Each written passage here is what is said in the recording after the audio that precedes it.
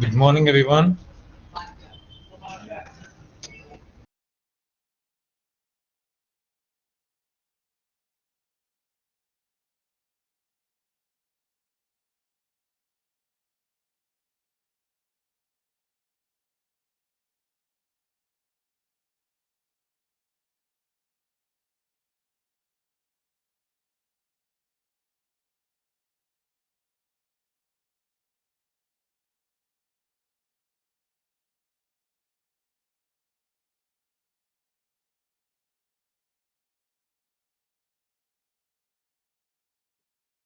Still unable to hear you.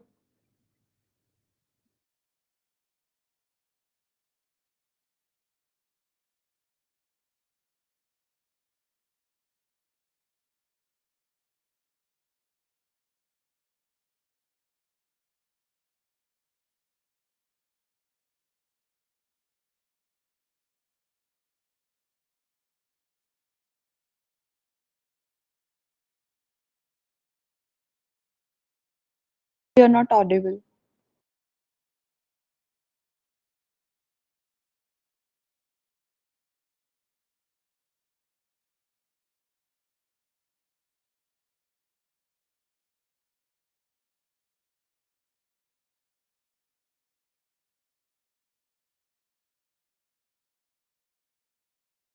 Sir, you're not audible.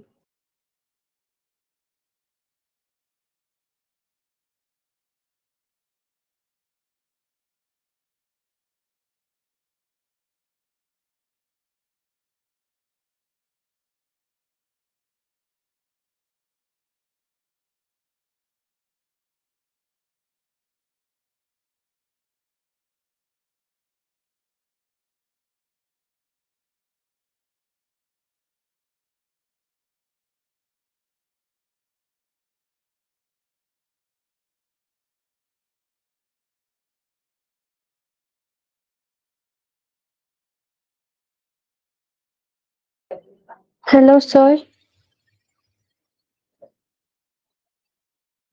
Sir, you are not audible.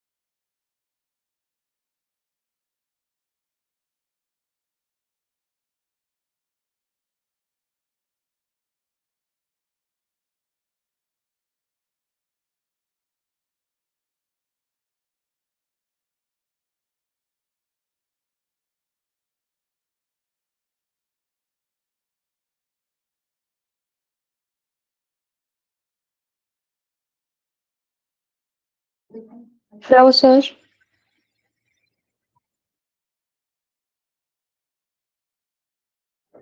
Sir, you are not audible.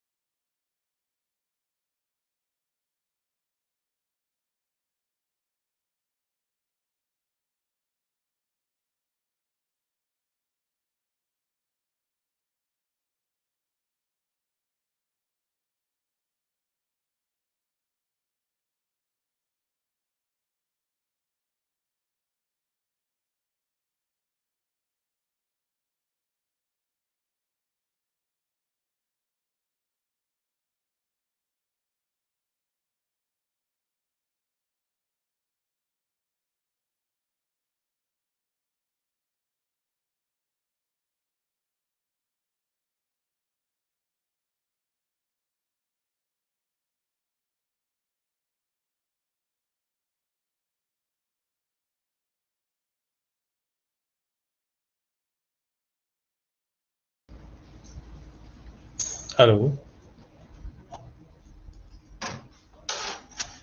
Now I'm audible, I suppose. Yes, sir. Okay, then now Yes. you're also audible. Okay. These technical issues ऐसे ही होते रहते हैं. Anyways, I think internet is slow. So you all can hear me, right? So good morning, everyone. Starting. Can you all see that whether the recording is on or not? Can you all see it?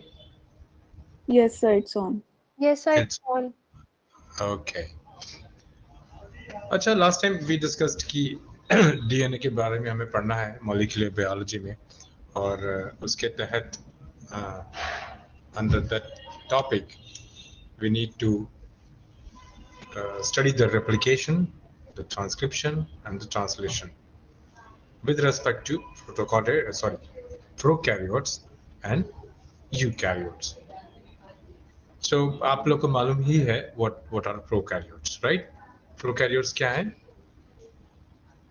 जिनमें nucleus organised नहीं है, लेकिन nucleic matter उनके cytoplasm में ही dispersed रहता है. और हमने ये भी बात की थी कि in prokaryotes if we talk about the protein synthesis, both the processes, transcription and translation, run simultaneously. That's why we call it coupled transcription and translation. And in eukaryotes, it's compartmentalized. Transcription occurs inside the nucleus and translation occurs in the cytoplasm. But before that, we would be we would try to understand the replication of DNA. You all know what DNA molecule is, how long it is, and how small it is, and what are the statistics of this molecule. You must be knowing, you must have studied in your school, right? कि वो कितना 37 कितना होता है Armstrongs 36 कितना रहता है?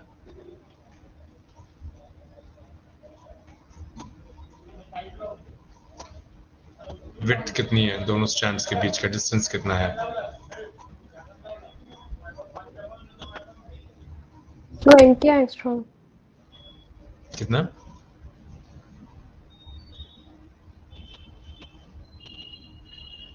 How much you said? 20. 20. Okay. मैंने तो ये आंकड़ा नहीं सुना 20 का. 34 angstroms. 34 है कि 36 है? So you said two strands के बीच में का distance, right? हाँ. So that is 20 angstrom, ना? और 36 का फिगर काय के लिए है?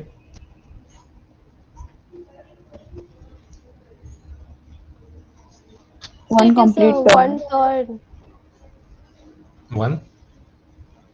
Turn. 10 nucleotides.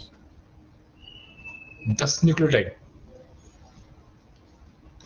हाँ, एक मेजर ग्रुप से दूसरे मेजर ग्रुप तक का जो डिस्टेंस रहता है वो होता है. तो 10 कैसे हुआ? एक मेजर ग्रुप मतलब क्या है? सो जो डीएनए का हेलिक्स रहता है वहाँ हाँ. टर्न्स प्रेजेंट होते हैं ना, हेलिकल स्ट्रक्चर वैसे गोल गोल गोल गोल. सो जो ग्रुप्स होते हैं वो एक अल्टरनेटली प्रेजेंट रहते हैं, मेजर माइनर. सो दो मेजर ग्रुप्स के बीच में का जो डिस्टेंस होता है वो होता है 34 एंगस्ट्रॉम. एमस्ट्रॉन्ग्स. अच्छा, एक एमस्ट्रॉन्ग कितने का होता है? 10 to the power -10. ओके, ठीक है. 10 to the power -10 क्या है? Metre, millimetre, kilometre?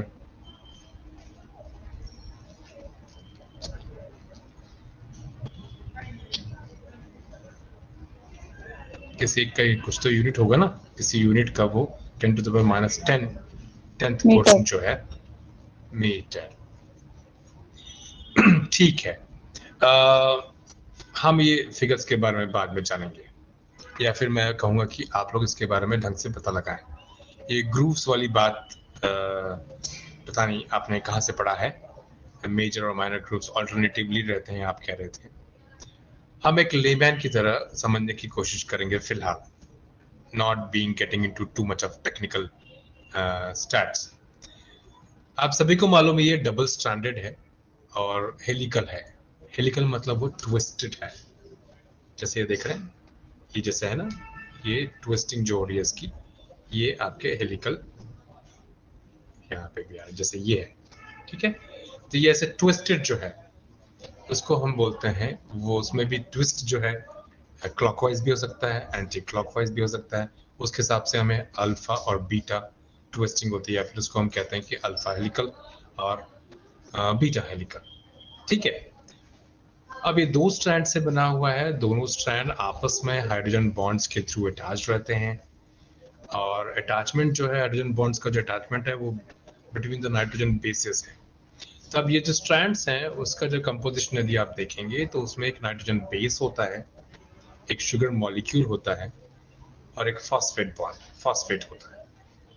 तो ये तीनों जो मैक्रोमोलिक्यूल्स हैं, ये मॉलिक्यूल्स जो हैं साथ में जुड़ते हैं और वो एक चेन फॉर्म करते हैं जिसको हम स्ट्रैंड्स कहते हैं। तो अब नाइट्रोजन बेसिस में भी हमने जाना है, पहले पढ़ा है कि दो टाइप के कैटेगरीज हैं, प्यूरीन नाइट्रोजन बेसिस और पिरिमिडीन नाइट्रोजन बेसिस। आग मतलब PUAG, प्यूरीन में दो आते हैं, एडेनिन और गुआनिन, और पिरिमिडीन्स में आते हैं थायमिन और साइटोसिन, ठीक है। ये चार टाइप के नाइट्रोजन बेसिस हैं जिसके कंटिन्यूस अटैचमेंट या उसके पॉलीमराइजेशन के कारण हमें एक स्ट्रैंड मिलता है। और ये दोनों स्ट्रैंड्स जो हैं, दो स्ट्रैंड्स कैसे हो गए, एक स्ट्रैंड मिला, उसका कॉम्प्लीमेंट्री जो प्यूरीन है वो AT जिसे हम कहते हैं, यानी कि एक प्यूरीन एक पिरिमिडीन से अटैच होता है और एक पिरिमिडीन दूसरा पिरिमिडीन दूसरे प्यूरीन से अटैच होता है।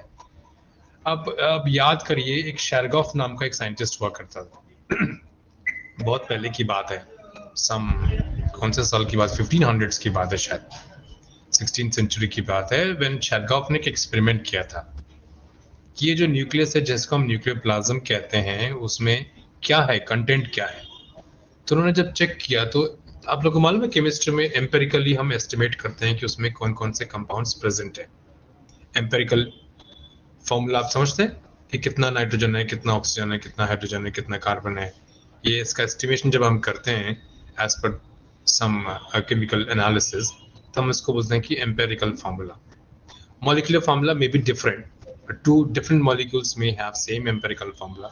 The number of carbon, hydrogen, oxygen, nitrogen, whatever molecules, elements are there. If we simply write the number of elements present, we call it as empirical formula. But when we write it in a molecular formula, then it becomes, it identifies the molecule. So well, ये जो strands हैं, ये because of these nitrogen bases which get attached with sugar molecules, और वो बाद में ये जो नाइट्रोजन बेस और शुगर मॉलिक्यूल जब साथ में अटैच रहते हैं तो हम उन्हें कुछ पुकारते हैं, वी कॉल देम समथिंग। हम उसे क्या कहते हैं, एक नाइट्रोजन बेस और एक शुगर मॉलिक्यूल अटैच रहा तो हम उसे क्या कहते हैं, न्यूक्लियोसाइड। ओके। जब वो फॉस्फेट बॉन्ड से अटैच हो जाएगा और तो क्या कहेंगे हम उसे, न्यूक्लियोटाइड। Okay good. तो न्यूक्लियोसाइड में जिसमें फॉस्फेट बॉन्डिंग नहीं है, या जो बैकबोन जो है बोलते हैं नाइट्रोजन बेस के साथ में जो दूसरे मॉलिक्यूल से अटैच होकर उसको स्ट्रैंड या पॉलीमराइज करते हैं, उसमें से जब सभी मॉलिक्यूल्स रहे, एक शुगर भी रहा और एक फॉस्फेट बॉन्ड भी रहा, तो हम उसको न्यूक्लियोटाइड कहते हैं। लेकिन नाइट्रोजन बेस वैसे ही फ्रीली अवेलेबल नहीं है, उसके लिए जैसे उसकी एक एफिनिटी है, ए की एफिनिटी टी के साथ है, यानी कि एडेनिन की एफिनिटी थायमिन के साथ में है, साइटोसिन की एफिनिटी गुआनिन के साथ में है, कुछ सिंगल साइक्लिक कंपाउंड्स है इसमें से, इनमें से कुछ डबल साइक्लिक कंपाउंड्स हैं। तो वो सिंगल साइक्लिक कंपाउंड्स और डबल साइक्लिक कंपाउंड्स के बीच में इंटरेक्शन होता है with the help of hydrogen bonds, और ये हमेशा जुड़ जाते हैं, दो टेम्पररी उनका अटैचमेंट है। तो इस प्रकार से दो स्ट्रैंड्स जो बनेंगे उसके कॉम्प्लीमेंट्री, यानी कि एक दूसरे कॉम्प्लीमेंटेशन करते हुए नाइट्रोजन बेस आपस में अटैच होते हैं, यानी कि एक नाइट्रोजन बेस दोनों के बीच में हाइड्रोजन बॉन्ड और दोनों के आस बाजू में शुगर मॉलिक्यूल अटैच रहा तो न्यूक्लियोसाइड कहेंगे हम, और यदि इसमें फॉस्फेट भी अटैच हो चुका है तो हम उसको न्यूक्लियोटाइड कहेंगे। अब रही बात इन मॉलिक्यूल्स का जो एक स्ट्रैंड जो बन चुका था, वो स्ट्रैंड तब बनता है जब शुगर मॉलिक्यूल जो है उसमें नाइट्रोजन बेस के साथ में जो शुगर मॉलिक्यूल अटैच्ड है वो यूजुअली हम कहते हैं कि राइबोज शुगर है। राइबोज शुगर मतलब जिसमें 5 कार्बन एटम्स होते हैं। हेक्सोज शुगर मतलब जिसमें 6 कार्बन रहते हैं। ग्लूकोज फ्रुक्टोज जो है वो हेक्सोजेस हैं, वैसे ही राइबोजेस अलग हैं जो जिसमें 5 ही कार्बन रहते हैं। ठीक है, तो वो साइक्लिक कंपाउंड्स हैं। आपने यदि केमिस्ट्री में थोड़ा बहुत पढ़ा होगा तो आपको याद आएगा कि ये आइसोमेरिज्म शो करते हैं। हेक्सोज हमारे ग्लूकोज फ्रुक्टोज भी आइसोमेरिज्म शो करते हैं, बोट फॉर्मेशन और कुछ तो भी है, बोट फॉर्मेशन और एक दूसरा है क्या, तो अलग अलग टाइप के आइसोमेरिज्म शो करते हैं ये because of their molecular elements. ठीक है, कन्फर्मेशन कॉन्फ़िगरेशंस जो होते हैं वो चेंज होते हैं बिकॉज ऑफ द बॉन्ड्स। सो जब भी हमने इनमें देखा गया कि पता लगाया गया कि इनमें शुगर मॉलिक्यूल्स हैं लेकिन वो राइबोजेस हैं। अब जब राइबोज शुगर में से एक ऑक्सीजन और कम हो जाता है तो वो डीऑक्सीराइबोज कहलाता है। एंड वो मॉलिक्यूल्स के साथ में जब चेन बनता है तो हम उसको कहते थे डीएनए। और नॉर्मल राइबोज के साथ से जब वो चेन बनता है तो वो स्टेबल होता है। स्टेबल होने का एक कारण ये भी है कि उसमें डीऑक्सीजनेटेड राइबोज नहीं है। दूसरा कारण ये भी है कि उसमें थायमिन की जगह एक दूसरा सिमिलर नाइट्रोजन बेस रहता है जिसको हम कहते हैं यूरासिल। तो यूरासिल के अटैचमेंट के कारण ही वो जो स्ट्रैंड बना है वो अपना कॉम्प्लीमेंटेशन या फिर हाइड्रोजन बॉन्डिंग नहीं करता है किसके साथ, दूसरे प्यूरिन या पिरिमिडीन के साथ दूसरे स्ट्रैंड के। इस प्रकार से वो सिंगल स्ट्रैंड में स्टेबल हो जाता है। तो to get the single strand of DNA stabilised we need to have non deoxyribose sugar and isomer of thiamine that is uracil। Similar है वो, उसका ही एक दूसरा फॉर्म है। इसमें बॉन्ड्स का फर्क है, कुछ एलिमेंट्स का भी फर्क है, राइट। तो इसके चलते हमें दो चीजें समझ में आ गई कि जब ये स्ट्रैंड्स नाइट्रोजनस बेसिस के साथ में शुगर मॉलिक्यूल्स और फॉस्फेट्स मिलके जब वो एक पॉलीमर कंपाउंड बनाते हैं यानी कि पॉलीमराइजेशन होता है या फिर चेन फॉर्म होता है, उस चेन फॉर्मेशन में यदि उस स्ट्रैंड को स्टेबल रखना है तो we need to have uracil in place of thymine and we need to have non deoxyribose sugar to make it stable and that to make it stable and that becomes RNA ribonucleic acid, right। and DNA में जो है उसमें ribose sugar में एक oxygen की कमी है, deoxy है, और यूरासिल की जगह थायमिन होता है जो it enables to bind to the another nitrogen base with hydrogen bonds। तो इस प्रकार से ये बॉन्डिंग है जैसा भी जो मॉलिक्यूल्स हैं। अब जो पेंटोज जैसे कि 5 कार्बन वाले जो राइबोज शुगर्स हैं उनमें यदि आप देखेंगे तो पेंटागोनल स्ट्रक्चर रहता है, पेंटागोनल साइक्लिक कंपाउंड्स रहते हैं जिसमें एक एपेक्स पे मान लीजिए ऑक्सीजन है तो किसी भी एक तरफ से गिनना शुरू करिए आप 1 2 3 4, फोर्थ के साथ में एक साइड चेन में 5th कार्बन रहता है। इस प्रकार से 3rd कार्बन और 5th कार्बन हमेशा फॉस्फेट से बॉन्डिंग करते हैं। तो लाइकवाइज यही हेल्प करते हैं उनको चेन फॉर्म करने में, यानी कि सबसे पहले न्यूक्लियोसाइड बनेगा जिसमें एक नाइट्रोजन बेस और एक राइबोज शुगर अटैच होगा और राइबोज शुगर के 3rd पोजीशन के कार्बन से और 5th पोजीशन के कार्बन से ही फॉस्फेट बॉन्ड्स अटैच होते हैं और इस प्रकार से वो पॉलीमर या फिर चेन फॉर्म होता है नाइट्रोजन बेसिस का। अब 3rd और जिस तरफ 3rd कार्बन नजर आता है उसे हम 3 एंड कहते हैं और जिस तरफ 5th कार्बन से फॉस्फेट अटैच होता है उसे हम 5 एंड कहते हैं। तो यानी कि हर स्ट्रैंड में देखा ये गया कि इट हैज बीन ऑब्जर्व कि दोनों स्ट्रैंड्स एंटी पैरेलल हैं। एंटी पैरेलल है मतलब कि जो 3rd एंड जो था उसके सामने 5th एंड नजर आता है दूसरे स्ट्रैंड का और उल्टी तरफ दूसरी तरफ अपोजिट है, दोनों तरफ अपोजिट है, यानी कि थर्ड की जगह, थर्ड के सामने में दूसरे स्टैंड में फिफ्थ एंड नजर आता है, यानी कि जो स्ट्रैंड्स हैं दोनों अपोजिट तरीके से एक दूसरे को अटैच होते हैं with the help of hydrogen bonds. ये एंटी पैरेलल होना उनका एक एंटी पैरेलल होने के कारण ही उनमें हाइड्रोजन बॉन्ड्स क्रिएट होते हैं और वो स्टेबल कंपाउंड बनता है, otherwise it would not have been stabilised.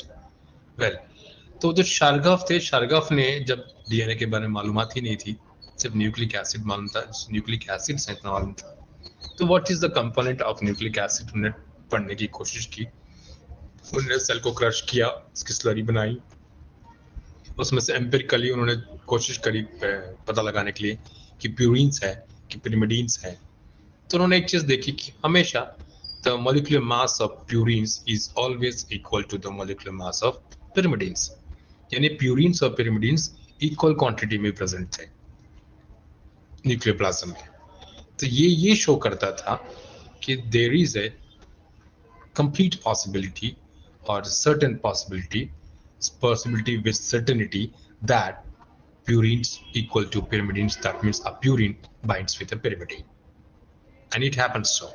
हमने जब आज डीएनए जब पढ़ते तो हमें मालूम है कि एक प्यूरिन एक pyrimidine से बाइंड करता है। यदि वो एक प्यूरिन दूसरे प्यूरिन से बाइंड करता होता तो शायद शारगॉफ को वो एक्सपेरिमेंट के वैसे रिजल्ट मिले ही ना होते। तो this is the basic reason, यही कंक्लूजन, इसी के थ्रू हम ऐसे एक्सपेरिमेंट्स करते हैं और उससे फिर हम इन्फर करते जाते हैं, we conclude the things. So that way, Chargaff has proved that there are purines and pyrimidines, and they are in the equimolar concentration in the nuclear plasm. That means all the purines equal to all the pyrimidines in nucleus. So ये बात establish हो गई थी। फिर बाद में ये भी पता चला कि एक प्यूरिन और एक pyrimidine ही अटैच होंगे एक दूसरे से, वो दोनों मिलके ही हाइड्रोजन बॉन्ड्स फॉर्म करेंगे, कोई दूसरी पॉसिबिलिटी नहीं है, राइट। और जब देखा गया तो दो टाइप के प्यूरिन्स थे, एक सिंगल साइक्लिक था, एक डबल साइक्लिक था। वैसे पिरिमिडीन्स में भी सिंगल साइक्लिक डबल साइक्लिक है। तो देखा गया है कि इनकी बॉन्डिंग भी उसी तरीके से होती है, सिंगल वाला डबल से, डबल वाला सिंगल से, ऐसे मैच करते हुए हाइड्रोजन बॉन्ड्स फॉर्म करता है। वेल, तो ये हमारा एक डीएनए मॉलिक्यूल का हमने स्ट्रक्चर को समझने की कोशिश की। मैं टेक्निकल स्टैटिस्टिक्स पे नहीं जा रहा हूँ, आप एक लेमैन जैसे समझिए, फिर बाद में आप टेक्निकल चीज़ों को पढ़िएगा, फिर आप नेक्स्ट क्लास में जब मिलेंगे तो आप मुझे वो स्टैट्स करेक्टली बताएंगे विथ प्रूफ, यानी कि कहाँ पढ़ा आपने, ठीक है, उस चीज़ का पिक्चर निकाल के मुझे दिखाएंगे। एनीवेज, तो दो स्ट्रैंड्स हो गए, उनके स्टेबिलिटी के बारे में बात हुई, उनमें प्यूरिन्स और पिरिमिडीन्स की बात हुई जो कि इक्विमोलर कॉन्सेंट्रेशंस में रहते हैं। एंड देन अब जब पढ़ने की बात शुरुआत की गई तो एक दूसरे एक और साइंटिस्ट थे, कब की तो बात है, 50s की बात है शायद, मिसेल्सन एंड स्टाल। मिसेल्सन एंड स्टाल जो हैं वो उन्होंने भी कुछ एक्सपेरिमेंट्स किए। उन्होंने क्या किया कि ये डीएनए मॉलिक्यूल जो कि दो स्ट्रैंड से बना है, how does it replicate, how does it duplicate itself, कैसे डुप्लीकेट होता है, कैसे एक से दो बनते हैं। हमने इसके पहले सेल डिवीजन देख लिया है, सेल डिवीजन में हमने सेल साइकिल भी पढ़ा है, जिसमें हम कहते हैं कि there is a phase of S1 in which the DNA is duplicated, the nucleic material is duplicated, and then it goes to the G phase and then M phase. M phase में वो mitotically या meiotically separate हो जाते हैं, right? तो ये चीज तो हम जानते हैं पहले से सेल डिवीजन में, but we were all knowing that nucleic material मतलब chromosomes। लेकिन बहुत लेटर स्टेज में ये बात सामने आई थी कि हाँ क्रोमोसोम्स तो हैं, but that is a structure which has been, and that structure has been that structure is been achieved when cell undergoes cell division। जब डिवीजन का समय आता है तभी ये स्ट्रक्चर दिखता है, otherwise it doesn't look like chromosomes. तो उसको भी बोला गया था कि मतलब there something else, the molecule something else. So slowly they were trying to find out what exactly these molecules are. और इसी बीच में शायद हमने रोजलिन फ्रैंकलिन का भी नाम सुना है, या फिर मैंने कुछ बताया होगा आपको लास्ट ईयर कि हाउ डज रोजलिन फ्रैंकलिन, वो काफी समय से इसके पीछे काम कर रही थी कि वो मॉलिक्यूल आइसोलेट कर पा रही थी, और उनके पास ऐसे बहुत सारे पिक्चर्स, उन एक्सरे डिफ्रैक्शन और ये सब के थ्रू उन्होंने उसको फोटोग्राफ करने की कोशिश की कि मॉलिक्यूल का स्ट्रक्चर कैसा है, but she could not come to a conclusion that it looks like this, the molecule is like this, जिसको हम आज की तारीख में कहते हैं कि बीटा हेलिक्स डीएनए मॉलिक्यूल है। डबल हेलिक्स है, डबल स्ट्रैंडेड है, ठीक है, तो ये चीजें नहीं मालूम थी हमें. She was trying to get to a conclusion कि how does it look, how the molecule is exactly existing inside the body. It took time. She could get a photograph. उसके ऊपर में शायद मैंने बताया होगा, फोटोग्राफ 51 नाम का एक कंट्रोवर्सी है. that उनका एक स्टूडेंट था, पीएचडी स्टूडेंट, एंड वो पीएचडी स्टूडेंट दो स्टूडेंट्स थे एक्चुअली, एक ईस्ट पे काम कर रहे थे और एक शायद वायरस पे काम कर रहे थे. तो वो उनके जो न्यूक्लिक मटेरियल को जब हम लोग आइसोलेट करते थे, उसमें से मॉलिक्यूल को सेपरेट करने की कोशिश की, उसको मॉलिक्यूल को क्रिस्टलाइज करने की कोशिश की, उसके बाद उसके फोटोग्राफ लेने की कोशिश की under the X ray diffraction method. तो उन्हें they have got one peculiar type of photograph जो आप लोगों ने देखा होगा. तो वो फोटोग्राफ 15, आप फोटोग्राफ 15 आप गूगल में टाइप करेंगे कि you will get to know कि what exactly that photograph 51 is.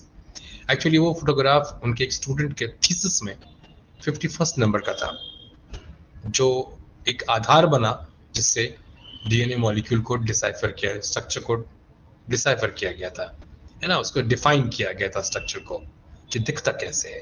Otherwise पहले मालूमात नहीं थी, मॉलिक्यूल सेपरेट जरूर हो रहा था लेकिन they could not get to know how exactly the molecule exist. But slowly it's a controversy क्योंकि शायद वो फोटोग्राफ 51 जो है it was stolen from Rosalind's lab, from his student's lab, and then it was passed on to Watson and Crick. Controversy है ये, कितनी सच्चाई ये मालूम नहीं, बट वॉटसन ने बाद में सॉरी कहा था रोजलिंड को. एनीवेज, तो ऐसा नहीं कहा था कि मैंने फोटोग्राफ चोरी किया, but he said he was very arrogant in his his notation when he was awarded the Nobel. तो ये सब चीजें ऑलरेडी रोजलिंड का बहुत सारा काम हो चुका था. She was trying to come to a conclusion that how does that molecule look like, how the molecule looks like, but it could not be confirmed. They were in the process of arriving to a conclusion. So that way ये Rosalind की बात हो गई, DNA की बात हो गई. अब मैं आ रहा हूँ करीब एक मेसेल्सन स्टाल की बात कर रहे थे. मेसेल्सन स्टाल एक दो साइंटिस्ट ऐसे हैं जिन्होंने मैथ्यू मेसेल्सन और Nicholas Stahl, what Stahl he is, I don't remember. Anybody remembers the name? Matthew Meselson and Nigel Stahl. I don't know. Nigel is another scientist. तो इन दोनों ने एक एक्सपेरिमेंट किया कि how does this molecule replicate itself? How does the nucleic content is same in daughter cells? यानी एक cell जब divide होकर दो बना रहा है, दोनों सेल्स में हमारे पास न्यूक्लिक मटेरियल कैसे सेम मिल जाता है? बिकॉज आप किसी एक चीज को दो हाफ में कन्वर्ट करेंगे तो सीधी सी बात है कि कंटेंट हाफ हो जाएगा, फिर वो दो और फिर डिवाइड करेंगे तो फिर कंटेंट हाफ हो जाएगा. तो दैट वे एक समय ऐसा आएगा कि जब न्यूक्लिक कंटेंट जो है बहुत कम हो जाना चाहिए, बट लेकिन वो स्टेबल है, वो कांस्टेंट है, डॉटर सेल्स में भी सेम दिख रहा है. तो दैट मीन्स ये डुप्लीकेट हो रहे हैं, ये रेप्लिकेट हो रहे हैं.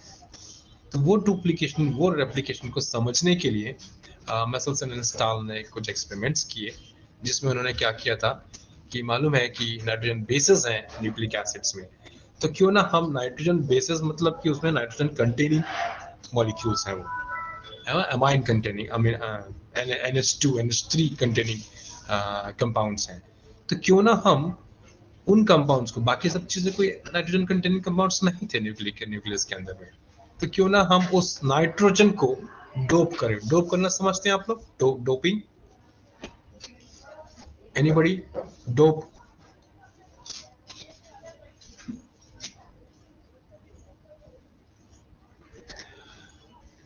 हम ह्यूमंस जब ड्रग्स लेते हैं ना, उसको भी हम डोपिंग बोलते हैं. तो वैसे ही हम क्या कर रहे हैं, उन मॉलिक्यूल्स को डोप करते हैं. We provide some kind of some external by external means we make them recognized, we make them identified as identified separately from the rest of the group. तो हमने क्या किया था, वो जो नाइट्रोजन को उसको डोप किया. Dope can be done with a colour, with a molecule, with a light emitting molecule, वो तो उस समय जो अवेलेबल था वो तो radio active molecules. Radio activity के बारे में और मैडम क्यूरी का ढेर सारा काम था, तो बहुत सारी जगहों पे रेडियो एक्टिविटी मटेरियल को यूज किया गया। तो दे स्टार्टेड डोपिंग, यानी कि they started making the nitrogen of that nucleic acid as radio active, यानी कि वो कुछ जनरेशंस मैंने एक सेल से 2 सेल होने दिए, उसमें जो नाइट्रोजन बेस का जो सोर्स था वो रेडियो एक्टिव हुआ करता था। फिर 1 से 2 हुए, 2 से 4 हुए, एक समय ऐसा आ गया कि the whole nucleic acid used to be radio active, containing radio active nucleic acid. तो वो उनको पता चला कि डीएनए का जो मॉलिक्यूल है, जो न्यूक्लिक एसिड है, वो कंप्लीटली रेडियो एक्टिव हो चुका है, बिकॉज सभी के सभी नाइट्रोजन एलिमेंट्स जो हैं वो डोप्ड हो चुके हैं, वो रेडियो एक्टिव हो चुके हैं। Now he has started observing कि जब डुप्लीकेट होता तो क्या होता है, क्या वो सपोज 2 स्ट्रैंड थे, ये भी बात आ गई, 2 स्ट्रैंड थे न्यूक्लिक एसिड से, व्हाटएवर इट इज। अब वो स्ट्रैंड थे, कैसे थे, डबल हेलिकल स्ट्रक्चर में थे या जैसे भी थे, it was all to be known, वो अभी तक जग जाहिर होना बाकी था। तो ये जो स्ट्रैंड्स हैं जो कि डोप्ड हैं, यानी कि सपोज करिए 2 स्ट्रैंड्स हों, हम जानते हैं आज के वो स्ट्रैंड्स हैं, तो ये एक मैटर है जिसमें कि सपोज करिए 100 मॉलिक्यूल्स डोप्ड हैं, 100 मॉलिक्यूल्स रेडियो एक्टिव हो चुके हैं। तो अब जब ये एक नया सेल फॉर्म करेगा, है ना, तो ये हाफ हो जाना चाहिए नॉर्मल तरीके से, लेकिन हाफ होता नहीं है। हम कहते हैं कि न्यूक्लिक मेटेरियल उतना ही है। इसका मतलब है कि ये जितना डोप्ड था ये पूरा का पूरा दूसरे इसमें जाएगा, तो वो फिर से उतना ही कंटेंट नजर आना चाहिए, यानी कि 100 यूनिट्स है, 100 मॉलिक्यूल्स इसमें डोप्ड थे, हमको यहाँ पे फिर से 100 मॉलिक्यूल्स मिलते थे नाइट्रोजन के, क्योंकि डुप्लीकेट हो रहा है। लेकिन अब क्या हुआ, उन्होंने जब कंप्लीटली डोप्ड जब न्यूक्लिक एसिड्स को नॉर्मल नाइट्रोजन बेस के सोर्स में रखा गया, तो वो जब सेल्स डिवाइड हुए तो पता ही लगा कि डॉटर सेल्स में नेक्स्ट जनरेशन में 50% का डोपिंग गायब हो गया। 50% का डोपिंग, यानी कि अभी 100 यूनिट्स था, यहाँ 50 यूनिट्स पे आ गया। इसका मतलब क्या हुआ, फिर उन्होंने चेक किया तो पता चला कि बाकी 50% तो नॉर्मल नाइट्रोजन बेस थे। इसका मतलब फिर उन्होंने फिर से उसको और डिवाइड किया, फिर से डिवाइड किया तो पता चला कि वो 2, जैसे कि 100 का 50 हो गया, 50 आ चुका, 50 से फिर से जब 2 बने तो पता चला कि वो फिर से 25 हो गया, और बाकी फिर से 25% जो है, मतलब यानी बाकी जो 75% था वो नॉर्मल हो गया। तो ये शो कर रहा था कि हर बार वो जो मॉलिक्यूल है, इसका मतलब ये है कि जब नया मॉलिक्यूल बना रहा है, सेम अपना रेप्लिका जरूर बना रहा है, लेकिन वो डोपिंग वाला जो पोर्शन है वो हाफ है और नॉन डोपिंग वाला पोर्शन हाफ है। इसका मतलब ये हुआ कि वो अपना जो ओरिजिनल कंटेंट जो है, ओरिजिनल स्ट्रैंड जो है, उसको कंजर्व कर रहा है। तो इन्होंने बोला कि वो कंजर्वेटिव टाइप ऑफ डुप्लीकेशन है, अपने मॉलिक्यूल्स को वो कंजर्व कर रहा है। हाँ, तो पहले तो मालूमात ही नहीं थी, 2 स्ट्रैंड है, 3 स्ट्रैंड है, 1 स्ट्रैंड है, मालूम नहीं था। मॉलिक्यूल अपने आप को कंजर्व कर रहा है इन सम वे। ये सब एक्सपेरिमेंट्स ये फेवर करते हैं, वी नीड टू अंडरस्टैंड कि मॉलिक्यूलर स्ट्रक्चर कैसा रहा होगा। तो जैसे ही ये पता चला उनको कि ये कंजर्व कर रहा है अपने आप को, तो पहले उन्होंने बोला कंजर्वेटिव टाइप ऑफ रेप्लिकेशन का। फिर बाद में पता चला कि जब वो रिपीटेडली एक्सपेरिमेंट्स किए, then they could understand that every time in every replication 50% of the content is being conserved and 50% is the newly generated. इसका मतलब कोई तो भी एक चीज है जो हमेशा ये अपने साथ आगे कोई ट्रांसफर कर रहा है।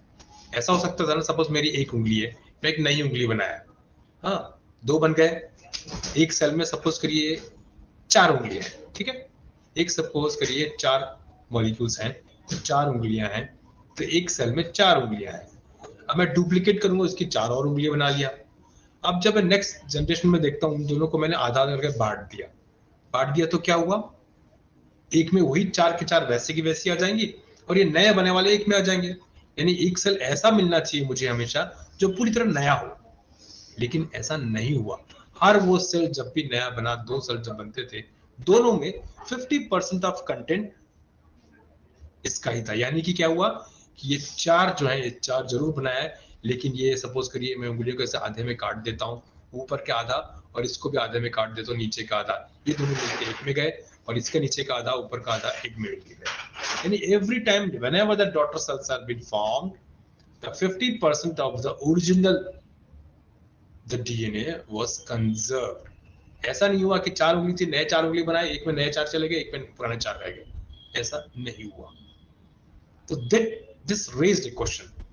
फिर इसी को उन्होंने कहा कि ये कंजर्वेटिव मोड ऑफ है। फिर हमेशा देखा कि जब भी कर रहे हैं तो 50% कंजर्व हो रहा है, इसलिए फिर इसको कहा गया semi conservative mode of replication. तो DNA follows the semi conservative mode of replication.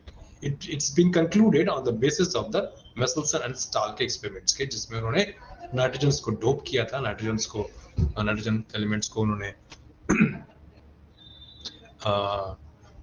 Radioactive बनाया था, राइट। तो ये डीएनए मॉलिक्यूल अब एक एस्टैब्लिश हो गया कि डबल हेलिकल है। आप टेक्निकल टर्म नहीं बता रहा, दो स्ट्रैंड्स हैं, दोनों स्ट्रैंड्स के बीच में हाइड्रोजन बॉन्ड्स हैं और हर एक स्ट्रैंड जो है वो एक शुगर मॉलिक्यूल से अटैच्ड है, हर नाइट्रोजन बेस एक शुगर मॉलिक्यूल से अटैच्ड है। वो शुगर मॉलिक्यूल थर्ड पोजीशन और फिफ्थ पोजीशन से बॉन्डिंग करता है, फॉस्फेट्स अटैच कराता है एंड वो पॉलीमर्स बनाता है। और दोनों स्ट्रैंड्स स्टेबल तब होते हैं जब दोनों के नाइट्रोजन बेसेस आपस में हाइड्रोजन बॉन्डिंग करते हैं। यदि नाइट्रोजन बेस में यदि थायमीन की जगह मान लीजिए यूरासिल आ गया, तो यूरासिल आ जाएगा तो वो स्ट्रैंड स्टेबल हो जाएगा, उसको दूसरे स्ट्रैंड के साथ में हाइड्रोजन बॉन्डिंग करने की जरूरत नहीं पड़ेगी, ठीक है। तो इस प्रकार से चीजें एस्टैब्लिश होती चली गई, कुछ पॉइंट्स मिलते चले गए and then they all help in deciding the structure of DNA, जो कि वाटसन क्रिक को हेल्प हुआ, जो कि रोजलिंड फ्रैंकलिन 1920 में कर रही थी, but she could not conclude. Anyways, तो एक चीज इसके बाद मेसेल्सन स्टाल के एक्सपेरिमेंट से हमें ये समझ में आया कि नहीं, ये सेमी कंजर्वेटिव मोड, यानी कि half of the original mother content is being transported to every next generation cell. नया सेल जो भी बन रहा है उसमें हाफ कंटेंट पुराना ही है, हाफ नया है। तो अब जैसे मान लीजिए चार उंगलियां हैं, मैंने जैसे बताया था, चार उंगलियां के चार उंगलियां डुप्लीकेट हो गए, दो सेल में फिर चार चार जाने चाहिए, तो ये चार पुराने वाले एक में और ये नए वाले चार एक में जा सकते थे। उस समय क्या होता था कि एक जो दो जो डॉटर सेल्स बने, नए सेल्स बने, उसमें से एक सेल में पुराना कंटेंट है पूरा का पूरा और एक सेल में पूरा का पूरा नया कंटेंट है। लेकिन ऐसा ऑब्जर्वेशन में आया ही नहीं। ऐसा ऑब्जर्वेशन में आया कि जैसे मैं बता रहा हूँ 50% दिख रहा था। 50% मतलब क्या, उंगलियां आधी कट गई, इसको भी काट दिए, इसको भी काट दिए, ऊपर का पोर्शन नीचे का पोर्शन इसमें अटैच हो गए, तब आधे आधे चले गए। ये तो बड़ी अजीब बात है, किसी मॉलिक्यूल को आधा काटना। देन एक और चीज, एक अजम्पशन आया कि क्या ये डबल स्टैंडर्ड तो नहीं है, क्या डबल स्टैंडर्ड तो नहीं है, दो स्ट्रैंड होंगे, दो पॉलीमर्स होंगे, तो एक पॉलीमर अलग हो जाएगा, एक में चल जाएगा, एक पॉलीमर अलग हो जाएगा, एक में चल जाएगा, इन दोनों नया जनरेट कर लेंगे। तो इस टाइप के ये कॉन्सेप्ट्स ऐसे ही धीरे धीरे क्लियर होते हैं और स्ट्रक्चर्स को हम डिजाइन कर पाते हैं। एनीवेज, तो semi conservative mode one establish कि पूरा का पूरा कंटेंट हर डिवीजन के समय वो कंटेंट 50% कंजर्व हो जाता है, 50% नया बनता है। तो उसकी फुल पॉसिबिलिटी थी कि वो डबल स्टैंडर्ड रहा तो एक स्ट्रैंड एक की तरफ, एक स्ट्रैंड एक की तरफ जाएगा और उसके बाद उनको जब डुप्लीकेट करेंगे तो वो नए स्ट्रैंड्स नए तरीके से बनेंगे। इस प्रकार से 50% semi conservative mode of replication exist in DNA. यहां तक तो बात आप लोगों को समझ में आ गई, राइट? समय हो रहा है। एनीवेज, हम नेक्स्ट क्लास में यानी कि tomorrow we will look into, किस पे देखेंगे, हम क्या देखेंगे, अब रेप्लिकेशन पे आ जाएंगे, कौन कौन से एंजाइम्स यूज होते हैं, कौन कौन से मॉलिक्यूल्स हैं, और नेक्स्ट क्लास तक यानी कल तक आप लोग स्टैट्स बताओगे कि कितना लंबा अपना डीएनए मॉलिक्यूल है, एक एंड से लेकर एक एंड तक कितना उसका डिस्टेंस है। जैसे फाल्गुनी ने बताया था 20 और एक ने 34 बताया था। ये दोनों स्टैट्स, ये दोनों फिगर्स कहाँ रिलेटेड हैं? हाँ, 10 न्यूक्लियोटाइड का बताया उन्होंने, एक ने बोला 3.4 है या 3.4 एक का है, एक दो के बीच का डिस्टेंस है, 10 का 34 है, 34 है कि 36 है, ठीक है, या फिर 20 है दो स्ट्रैंड्स के बीच में, तो कैसे? तो ये सब चीजें आप लोग मुझे टेक्निकल स्टेप्स जो है आप लोग आज खोजेंगे और कल मुझे बताएंगे, ठीक है। we'll उसको थोड़ा सा डिस्कस करेंगे शुरुआत में, and then we'll move on to the actual replication in prokaryotes. Okay, prokaryotes और यूकैरियोट्स में रेप्लिकेशन लगभग सिमिलर है, बट डिफरेंस इतना है कि प्रोकैरियोट्स में यूजुअली डीएनए सर्कुलर फॉर्म में रहता है एंड यूकैरियोट्स में यूजुअली डीएनए लीनियर फॉर्म में है। तो एक्सेप्शंस हैं दोनों केसेस में, but to understand the circular DNA replication and the linear DNA replication, that is the only difference between the prokaryotic DNA replication and the eukaryotic replication. अब prokaryotic में जैसे कि मैंने बताया सर्कुलर है मैक्सिमम केसेस में, तो वो जो सर्कुलर डीएनए है उनके रेप्लिकेशंस के अलग अलग मोड्स हैं, तो वो उसके बारे में जानने की कोशिश करेंगे।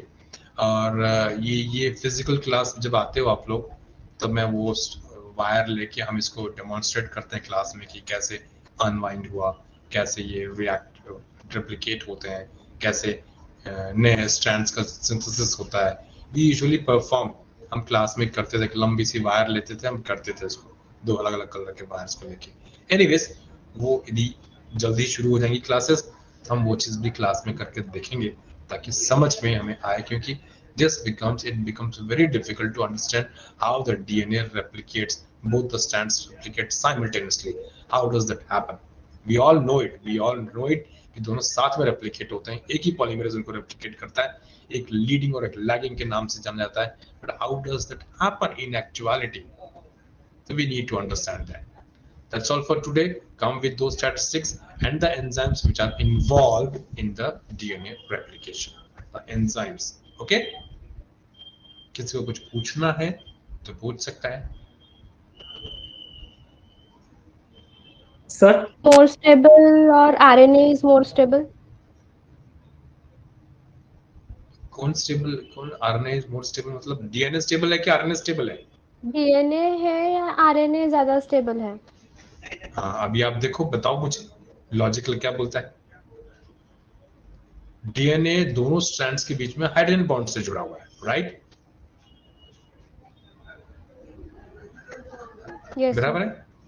और आरएनए में क्या है कि उन्होंने एक प्यूरिन को ही चेंज कर लिया, राइट? उसका एक आइसोफॉर्म यूज करने लगे, तो उससे क्या हो गया? स्टेबल हो गया। तब उसको अनस्टेबल करने के लिए बॉन्डिंग तोड़नी पड़ेगी। बॉन्ड तोड़ने के लिए फॉस्फेट बॉन्ड है जो स्ट्रांग है, जो क्या नाम है, शुगर और नाइट्रोजन बेस के बीच में जो बॉन्ड है वो भी स्ट्रांग है। डीएनए में भी ये स्ट्रांग था, लेकिन डीएनए में दो स्ट्रैंड्स थे, दोनों स्ट्रैंड्स के बीच में हाइड्रोजन बॉन्ड्स हैं जो वीकर बॉन्ड्स हैं। तो देखा जाए तो आरएनए मोर स्टेबल है देन डीएनए, बट आरएनए को स्टेबल करने के लिए हमारे पास दूसरा प्रोसीजर है, दूसरा अरेंजमेंट है, दूसरा पैराटस है, जिसको हम हिस्टोन प्रोटीन्स कहते हैं। इसलिए हिस्टोन प्रोटीन्स हमेशा डीएनए को बाउंडेड रखते हैं, डीएनए को घेरे हुए रहते हैं। यदि वो हिस्टोन प्रोटीन्स नहीं रहेंगे तो डीएनए कभी भी किसी से भी अनस्टेबिलिटी, मतलब बॉन्ड्स टूट गए, पीएच चेंज हो गया, बॉन्ड टूट जाएगा, किसी से रिएक्ट कर लेगा, नाइट्रोजन बेस से रिएक्ट कर लेगा, स्ट्रैंड्स के डीस्ट्रैंडिंग होंगी, बाइफिकेशंस आ जाएंगे। But to save all those unwanted events वो हिस्टोन प्रोटीन से कवर्ड रहते हैं, so that there stability is maintained. They are stable, but as compared to RNA they are mildly stable because they have hydrogen bonds which are weaker bonds, right? बाकी bonds तो same है, जैसे DNA के पास है वैसे RNA के पास है, but RNA क्या है कि अपने आप को मॉडिफाई कर चुका है ऐसा कि उसको हाइड्रोजन बॉन्ड्स फॉर्म करने की जरूरत नहीं पड़ती है and become stable. That's why आप देखेंगे कि आरएनए के बहुत सारे टाइप्स हैं, एमआरएनए, टीआरएनए, आरआरएनए। राइबोसोम्स में मैक्सिमम पोर्शन आरएनए मॉलिक्यूल्स।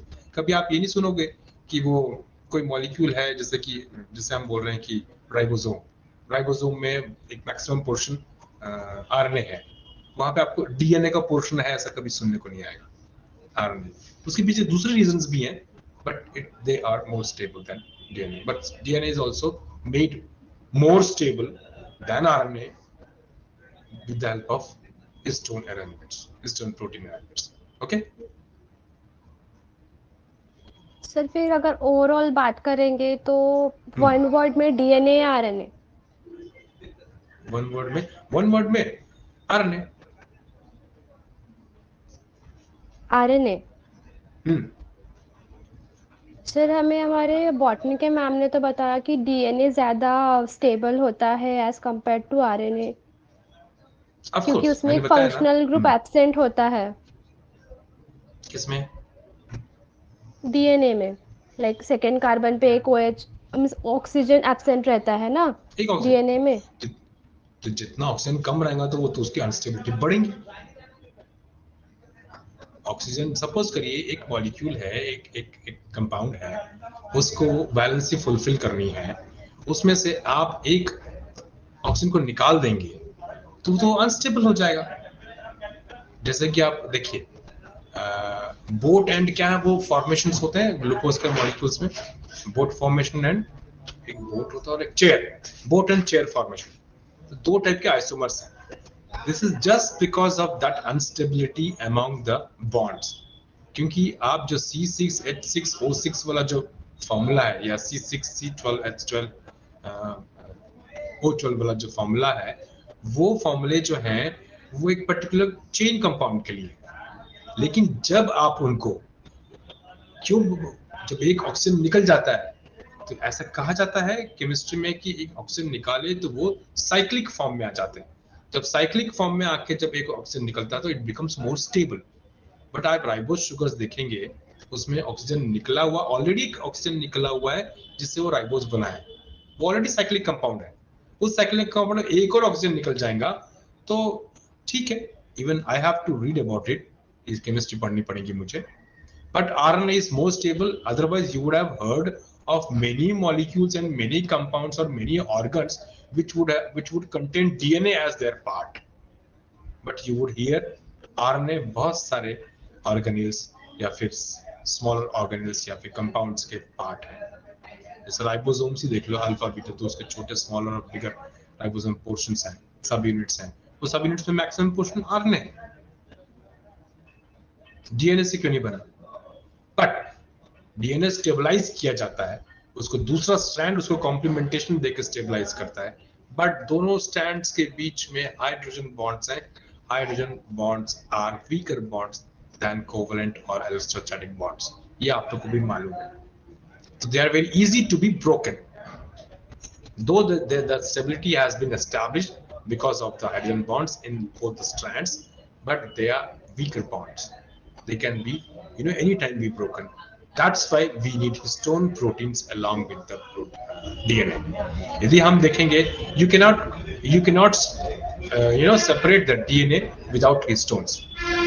हमारे जो बॉडी से आप DNA को निकालेंगे तो उसके चारों तरफ histones बंधे हुए रहते हैं. In that way, आप बोलोगे कि DNA is more stronger. It's been made more stronger than RNA. But as such, if you consider the naive molecules of RNA and DNA, the RNA is more stable. Let's have a debate. Let's check the points about it. इसके बारे में आपकी वो madam ने भी ऐसा बताया, तो जरा चेक करते हैं हम, क्योंकि ये लिखा हुआ मिलता है कि DNA is more stable. ठीक, मैं हमेशा बताता हूँ कि मैं जब कह रहा हूं आपको उसके पीछे कुछ लॉजिक है. If you take RNA and the DNA molecule in native form, सिर्फ स्ट्रैंड्स लेंगे, ठीक है, in that case RNA is more stable. But यदि आप DNA मॉलिक्यूल उठाएंगे तो DNA molecule is not separated from histone bodies around it. DNA के साथ में हिस्टोन बॉडीज लगे हुए रहते हैं. तो क्या होगा कि जब भी आप DNA उठाएंगे तो साथ में हिस्टोन्स भी हैं to stabilize them, तो स्टेबिलिटी देते हैं उसके साथ. तो they are more stable, क्योंकि पहले हिस्टोन्स हटने चाहिए, उसके बाद फिर बॉन्ड टूटेगा. एंड यहाँ जो है, जो RNA में जो स्प्लिटिंग होती है, उसके बहुत सारे एंजाइम्स प्रेजेंट हैं जो स्प्लाइस करते हैं उसको, RNA को तोड़ते हैं. स्प्लाइसिंग एंजाइम्स हैं. So they need enzymes to be broken. As such, they cannot be broken. Right? लेकिन DNA, आपका pH कंटेंट चेंज हुआ, आयनिक बैलेंस इम्बैलेंस हुआ, तो ये hydrogen bonds break हो सकते हैं. But to avoid that breakage, to make it more stronger, And to conserve the code which it is carrying, we have another system of, histones which uncover them and which make the DNA molecule more stable than RNA. That more stability of DNA is just because of the histones around them.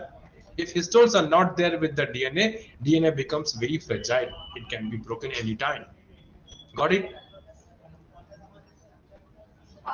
Sir and अगर कौन से competitive exam में suppose हमें ये question आया कि which molecule is more stable either DNA और RNA, सो फिर हम कौन सा कंसिडर करेंगे, लाइक डीएनए ये भी विथ हिस्टोन्स और नॉट? वही मैं बोल रहा हूँ, यदि ऐसा क्वेश्चन पूछा जाएगा इन केस, क्योंकि देखिए जैसे आप बोलते हैं डीएनए इज मोर स्टेबल, आपको हर बुक में ये पढ़ा लिखा हुआ मिलेगा।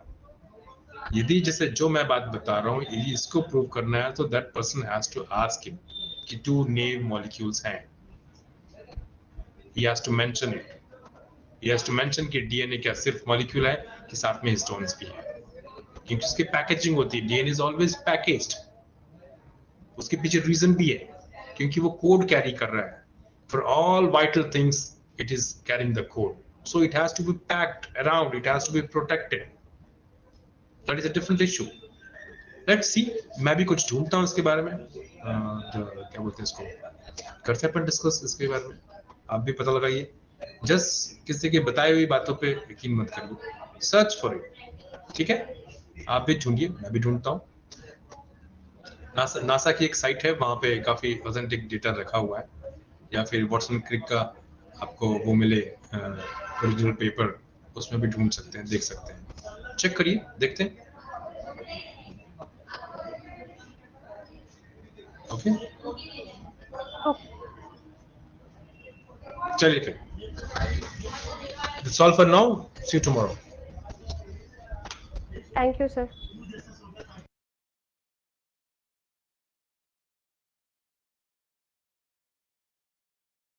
सर